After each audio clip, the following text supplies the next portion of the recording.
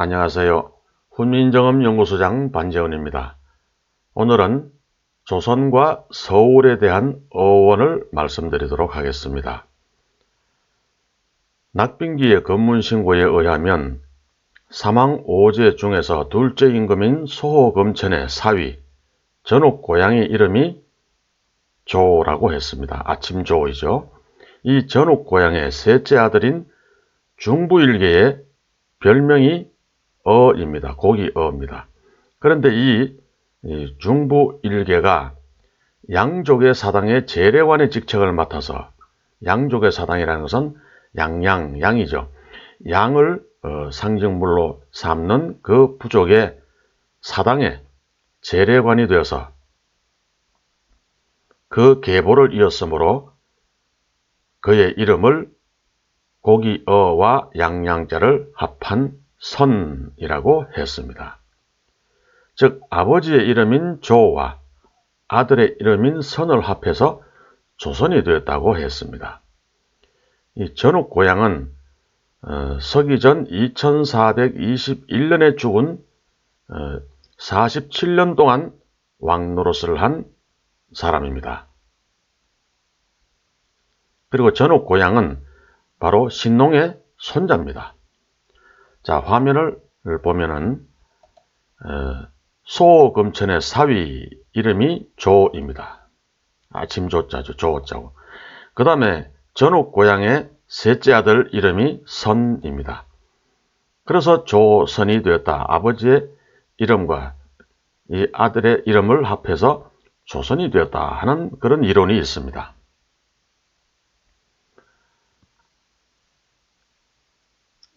또 하나는 조선의 조를 파자 하면은 1월 성신이 됩니다. 나릴 위에 성은 북극성이고 나릴 밑에 신은 금성입니다. 뒤에 붙은 달월은 그야말로 달입니다. 따라서 조는 북극성과 해, 금성, 달이라는 천문으로 이루어진 글자입니다.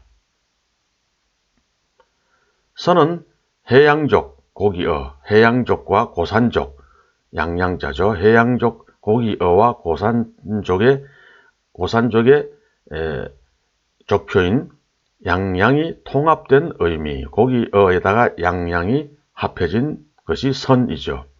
그러니까 고산족은 신시 배달국이고 해양족은 선이라는 족속은 바다 연안에 거주하는 연안족들입니다. 다시 한번 화면을 보겠습니다.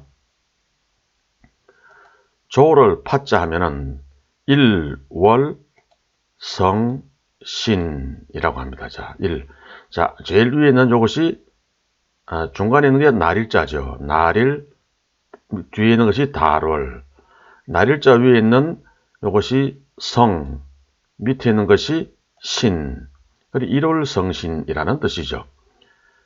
그러니까 일 앞에는 일 위에 있는 요 작은 성은 일월성신이라 하는데 이 성은 북극성을 얘기하는 것입니다.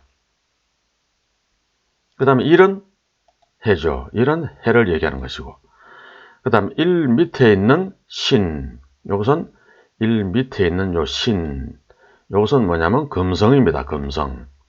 그 다음 뒤에 있는 월, 이건 뭐 달이죠.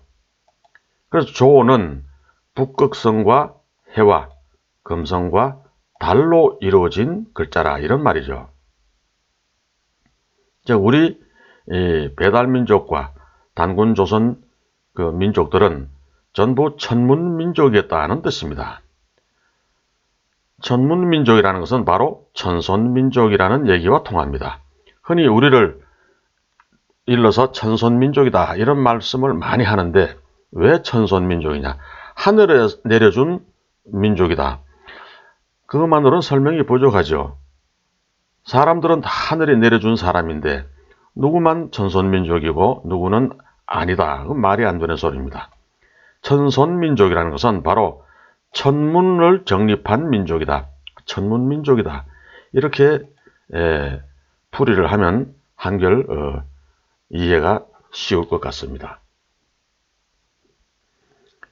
이로 봐서 신시 배달국은 그 당시 이미 천문이 정립된 나라임을 짐작할 수가 있습니다. 즉 천문을 숭상한 나라,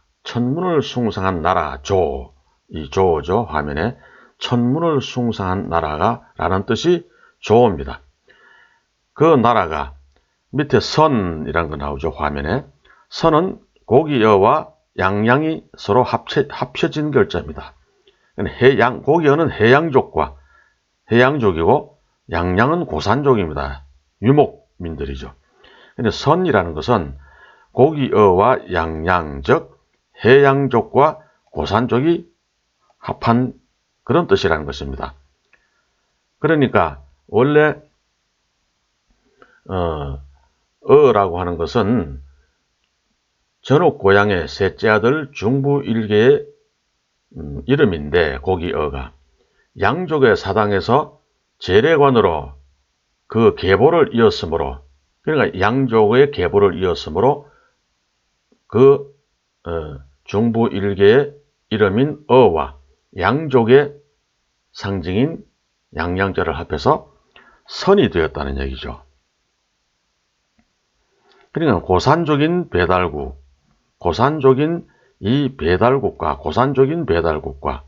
해양족인 바다연안족, 고기어 바다연안족이 합해진 것이, 그러니까 말하자면 통일이 된 것이 선이라는 얘기가 되는 것입니다. 따라서 중국의 고대사 대부분을 우리 조상의 역사로 볼 수 있는 근거가 되는 것입니다. 조선이라는 말 자체가 이런 뜻을 가지고 있기 때문에 고대 중국사가 우리 역사라는 것이죠. 배달국과 조선 단군의 왕들은 모두 천문으로 나라를 다스린 천문학자들이었습니다. 천문 관측에 대한 옛 기록들은 차고도 넘칩니다. 햇빛이 고운 아침의 나라, 이 조선, 그런 뜻은 아닙니다. 아침 햇빛은 어디든지 다 곱습니다. 팽리제에는 또 서울이라는 지명이 눈 울타리의 설울에서 유래했다는 기록이 있습니다. 또 백운대, 인수봉, 만경대 삼각산의 셋불에서 세불, 서울이 되었다는 설도 있습니다. 그런가 하면은 서라벌을 수리벌, 즉 높은 벌판으로 해석하기도 합니다. 그러나 서울은 일반적으로 새로운 벌판, 새 울타리, 새벌, 또 새 울타리가 새울이죠. 그것이 서울이 된 것으로 또 알려져 있습니다. 이 화면에 맨 끝을 보면은 서울이라는 명칭이 나오죠. 그런데 새로 닦은 터는 새터입니다. 새터는 신기, 새 신자, 터기자, 신기도 새터입니다. 새마을도 새터입니다. 또 새 신자, 마을촌자, 신촌도 새터입니다. 새로 닦은 고개를 새티, 고개를 티라 그러죠. 새로 닦은 고개를 새티, 새티가 설티가 되고 그 설티가 발음이 변해서 헐티가 됩니다. 그래서 헐티제나 설티제나 새티나 새고개나 같은 얘기를 하겠죠. 설날도 설익은 날, 새날 그런 뜻을 가지고 있습니다. 새날은 설익었다는 얘기죠. 자, 태어난 지 며칠 되지 않아서 설을 맞아서 한 살 더 먹는 그런 나이를 30살이라 그럽니다. 설익은 살이다 이 말이죠. 설 일주일 전에 태어나서 한 살이 되었는데 일주일 후에 설이 닥쳐오니까 또 한 살을 먹어버립니다. 설익은 살이라 이 말이죠. 30살이 설익은 나이를 말하는 것입니다. 그러나 수도의 성립 조건 중에서 가장 중요한 것이 쇠를 다루는 풀무 변기창을 설치하는 일입니다. 쇠로 무기를 만드는 대규모 대장간 시설이 없으면 수도가 아니었습니다. 이 대장간이 쇠를 다루는 불간, 즉 쇠불간입니다. 이 쇠불이 쇠벌이 되고 경주의 금성이 되기도 합니다. 쇠벌이니까 쇠금자, 성성자죠. 금성, 즉 쇠불이 쇠벌, 서벌이 되고 서라불이 되는 경우도 있고 그 쇠불이 서불, 서울이 된 것으로 보는 것이 설득력이 있는 주장이라고 하겠습니다. 그러니까 풀무병기창이 있어야만 수도의 역할을 할 수 있기 때문에 그 풀무병기창이 있는 쇠불간, 쇠불, 쇠벌 여기에서 서울이 나왔다는 것이 가장 설득력이 있는 주장이라고 하겠습니다. 자, 화면에 아까 밑에서 보듯이 서울은 쇠불병기창, 쇠불병기창이 있어서 무기를 만들 수가 있어야지 그 나라를 지킬 수가 있기 때문에 쇠불병기창이 있는 곳을 서울, 다시 말해서 쇠울, 쇠불, 쇠불병기창, 쇠불 대장간이죠.